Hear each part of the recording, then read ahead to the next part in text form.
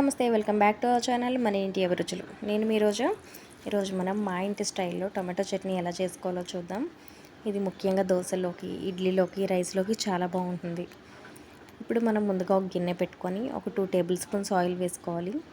Oil కొంచెం heat అయిన తర్వాత 1 టీ స్పూన్ ధనియాలు, 1/2 టీ స్పూన్ జీలకర్ర, 1 టీ స్పూన్ మినపప్పు వేసి కొంచెం దోరగా అయ్యే వరకు ఫ్రై చేసుకోవాలి.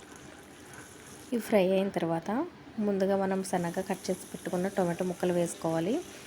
చూడండి, టొమాటో ఇలా కట్ చేయడం వల్ల త్వరగా మగ్గుతుంది. సన్నగా పొడవుగా కట్ చేసుకుంటే ఇలా టొమాటోలు వేసిన తర్వాత పచ్చిమిరపకాయలు కూడా వేసుకోవాలి. పచ్చిమిరపకాయలు కట్ చేయవలసిన అవసరం లేదు, ఇవి మీ కారానికి తగ్గట్టు వేసుకోండి. అలాగే చిటికెడు పసుపు, తగినంత ఉప్పు వేసుకోవాలి. వేసి ఇప్పుడు కింద నుంచి పైకి బాగా కలపాలి, లేదు అంటే అడుగునున్న తాలింపు మాడిపోతుంది. ఇలా బాగా కలిపిన తర్వాత మూత పెట్టి ఒక 5 to 10 మినిట్స్ సిమ్లోనే పెట్టి మగ్గించుకోవాలి. చూడండి ఎంత వాటర్ వచ్చేసాయో.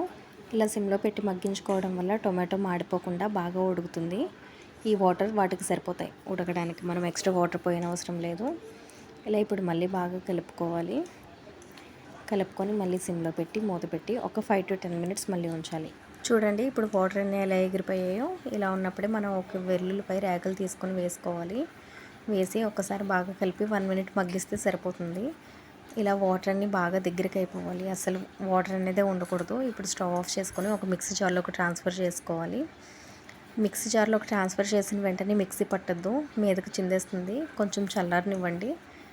చల్లారిన తర్వాత మిక్సీ పట్టేసుకొని ఇప్పుడు ఒక చిన్న మూకిడిలో ఆయిల్ హీట్ చేసుకొని 1/2 టీ స్పూన్ ఆవాలు, 1/2 టీ స్పూన్ జీలకర్ర, 1/2 టీ స్పూన్ మినపప్పు, ఎండుమిరపకాయలు, కరివేపాకు వేసి ఫ్రై చేసుకోవాలి.